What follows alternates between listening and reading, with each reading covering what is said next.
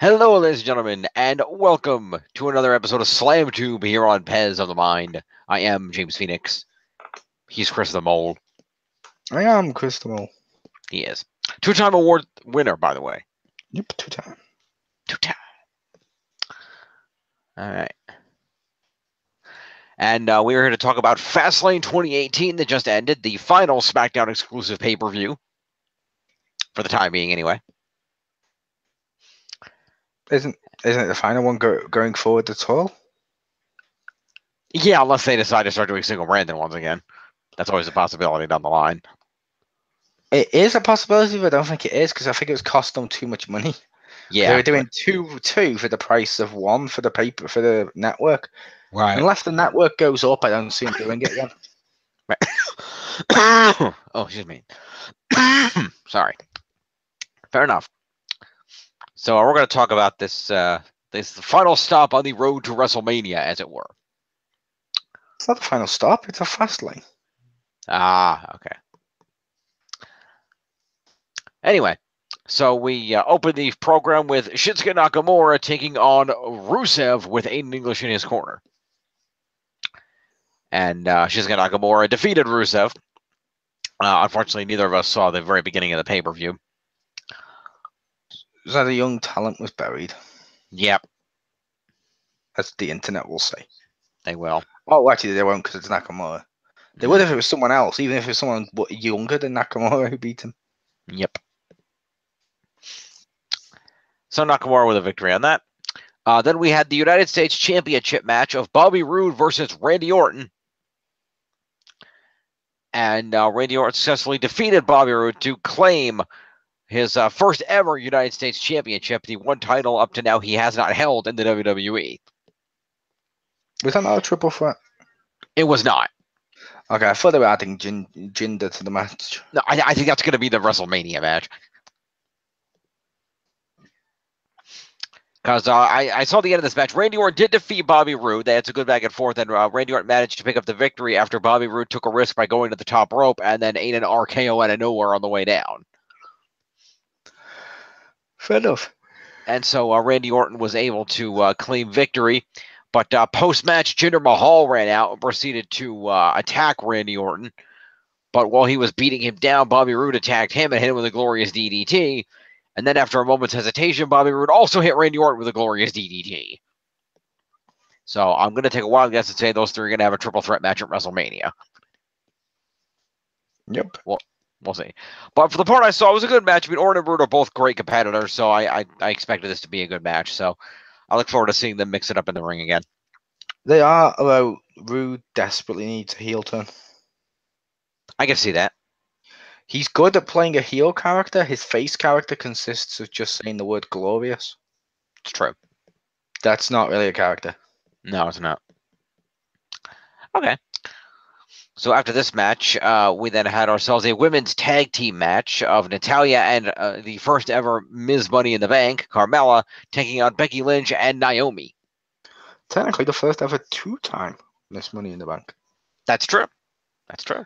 But they won't. They probably won't say that. No, I doubt it. Oh, actually, I believe on one of the WWE things when they had a list of stuff, I believe she was up there as one of the only two-time winners ever. Ah. It's just so stupid. That is very stupid. But, yeah, it was a standard women's tag team match. I mean, nothing special. The heels managed to pull out a victory after Becky was distracted by Natalya attempting to hand Carmella the briefcase to use as a weapon behind the ref's back. And when Becky turned around to knock Natalya off the apron and got rolled up. She didn't hand her the briefcase to use as a weapon. She tried to. You heard Corey Graves. She was just motivating her. She was just telling her, do it for this. Do it for the briefcase. It motivated her and she won. Fair enough. How dare you always think the worst of her? All right. No. Anyway, this was a good match. I'd argue this was the best women's match on the card.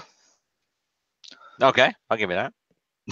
But yeah, it was fun and it was good to see Carmella win because she's been completely almost forgotten since Ellsworth got fired. She has, and is now in enough promotion going one-on-one with Gilbert. Is he really? He is. Dear God. Okay. Yep, for a title. Wow. Is it made of cardboard? No, it's just a title. It's weird as fuck. Okay. Huh. But I do like that they gave her that because I feel like obviously there is only about 3 months left, maybe a few weeks beyond that for Carmella to cash in that briefcase before it expires. So that makes sense. They try to build her up for maybe a potential cash in at WrestleMania. So I can see Based on that. what happened later on the pay-per-view, I would absolutely laugh if she cashes in and wins at WrestleMania. That would be out of nowhere. That's how cash-ins work. That's true. But it would be really funny. Yeah. How interesting would it be if, as an equidistant trade for what happened later in the night, if she cashes in on Alexa, if she makes the point that once a Money in the Bank case. Yep. Yeah, we'll see. Anyway, so let's see. After this, there was a promo from the New Day where they pitched themselves as to be the hosts of next year's Kids' Choice Awards by doing some stupid stuff. This was terrible. As they are wanting to do. Yeah, this was terrible. As part of me actually believes this was probably their way to try and get people to vote for them to host it next year out of desperation. Yeah. Wouldn't surprise me. Which I have to say, if you have to campaign and make people and beg people to say you should be the host, you shouldn't be the host because it should be someone people vote for because they think, oh, that's the best. Makes sense. But then we have a tag team match player. We do. The SmackDown Tag Team Championship match playa of the Usos defending against the New Day, specifically Kofi and Xavier are the competitors to this match out of the three. Yep. And he just put on a hell of a match. And the winner, I believe, is New Day. Did they hit the Usos first? They might have. No, they hit the New Day first. That's why the New Day won. Right, okay, yeah, because right. Because I think they hit them first on the outside, and the ref rang. I'm not sure, but either way, the Bludgeon Brothers came out. Yes, they came out and they just destroyed it. Both teams. And the match, because it was a great match where they were stealing each other's moves and taunts. It was fun as hell.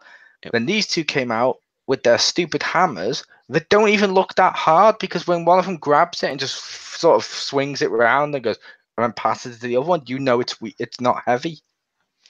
No, I mean, I guarantee you there's maybe like a 1 pound weight in the middle to give it some semblance of weight, and then it's like foam. I would argue by the way he's holding it, it's probably just foam. Could be. But I was just like, no, you're supposed to be selling these hammers as strong. Like back when they were doing stairs as powerful, it was like, and you could barely lift the steel stairs, and that was one of these. Yeah, we saw how much. I said, I believe it was one of these who had the stairs match. Probably. Wasn't it the bald one versus Big Show? That sounds right. Yeah. Go with that. But yeah, it was a good match. Completely ruined. Yeah, and then everybody just got destroyed with fake hammers and weapons and whatever. And then Xavier ate a double team move onto the stairs. Yep, which going forward to WrestleMania, I'm assuming triple threat. That's what it sounds like. Obviously, the Usos retained by default because of the disqualification, so. Fair enough.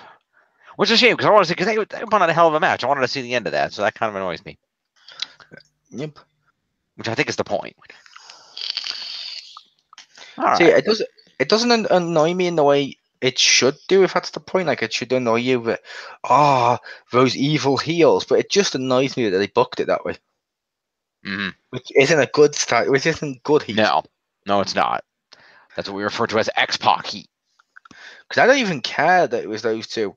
The fact it was those two just makes it worse, because they're kind of a shit team. Mm-hmm.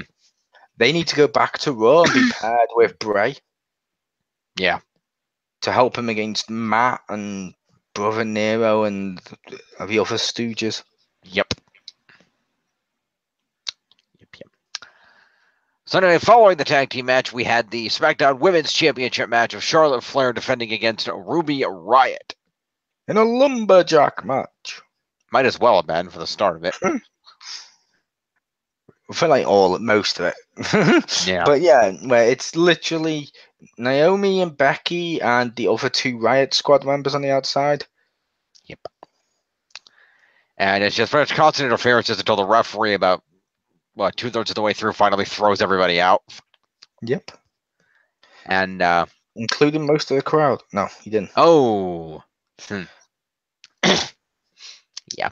And as expected by pretty much everybody, Charlotte Flair retains the women's title, specifically via a figure 8. I don't think Ruby expected that. Oh, that's true. That's why I said most. I don't think the Riot Squad expected that. I don't think the Riot Squad fan base expected that. Is that a thing? Well, everyone seems to have fans in WWE. There's bound to be some that like them, which is cool. That's fair. I mean, James Ellsworth had fans, for God's sake. He did. Nakamura has fans, for God's sake. Yeah. Finn Balor has fans, for God's sake. Hey, Finn Balor's over. He should be over and done with. Oh! Nice. I was like, what's his character? He comes out and smiles and then steals the NWO taunt. Sometimes he pops a collar, other times he paints his face, but he always wrestles the same. Yep. He's completely shit. Fair enough. He's literally worse for me to watch than James Ellsworth. Wow. He had a character. He was at least entertaining. He was entertaining, I'll give you that. Excuse me.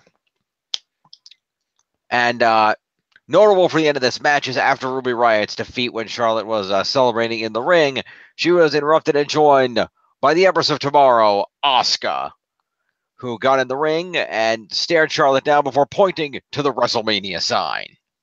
As a way to Oscar for a title match. I don't get it. It's because her name's Charlotte. Oh, okay. But anyway, yeah, so clearly Asuka is choosing to cash in, quote-unquote, her Royal Rumble victory for the SmackDown Women's Championship. Which, like I said, it should have been Alexa. People want to see Alexa lose the title. It's true, they do. That's a bigger moment than this. This one might arguably be a better match, but I don't even know if it will be. Yeah. But an interesting counterpoint, though, is that if you're watching Raw, presuming that Nia and Alexa will end up being the WrestleMania match for Raw because they've been building it up, that has a really good story behind it that both of them are doing a great job selling, whereas Asuka's story is, I show up and I don't lose. And so, as you pointed out earlier, going to SmackDown, where everything's made up and the story doesn't matter, would seem to make sense for her. It does, but it's just weird because the storyline going forward with Alexa seemed to be, she wants to keep her title, and she kept eyeing Asuka as a threat, and most of the storyline with Nia and stuff was using her to cost. Like, literally, Asuka literally had a matchup at the last pay-per-view with Nia because of Alexa, because Alexa wanted to take her out before the WrestleMania. True. Which means the whole thing means nothing. Yep. If she just comes out completely no-sells the fact she was supposed to be beaten up badly, dances, and then challenges someone else, you're like, fuck off. Mm. Yeah, well, fairness, she did win her match on Raw. That's not fairness. She's supposed to be injured, and since she got injured by Nia, she's just kept coming out dancing. Mm.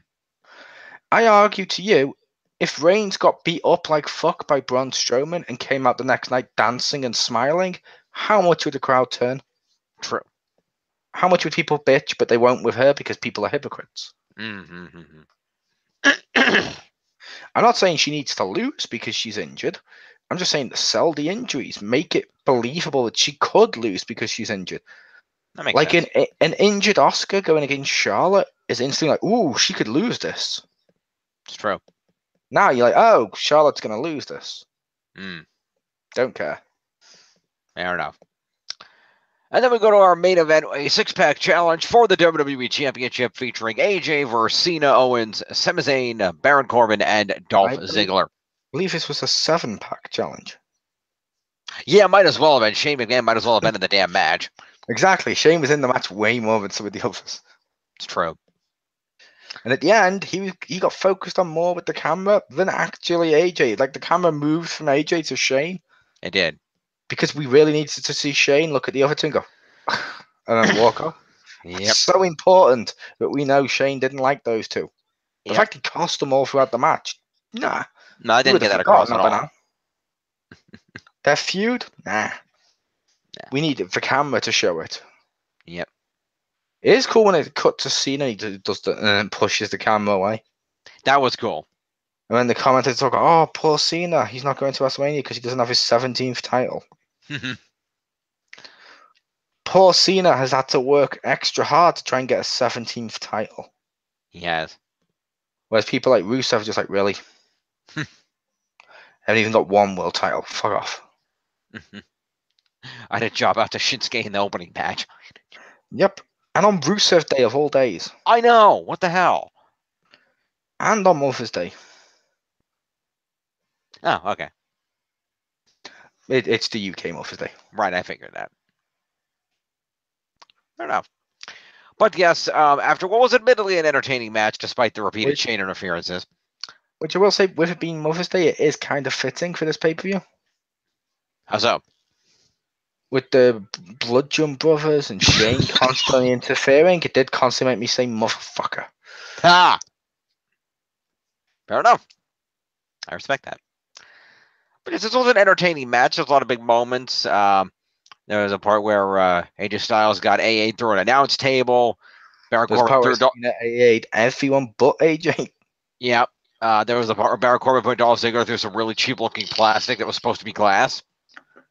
Well, if you're going to do that, at least say about Cena with the AA through the table, where he literally rotates and gets into position. Yeah. Ready for AJ to run at him, so you saw it coming.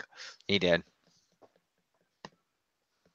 And then the commentator's like, whoa, what happened there? And you're like, someone went through a table. You didn't think this was going to happen when they cleared the shit off? Yep. You thought, oh, how nice, they're cleaning up for us. Yeah.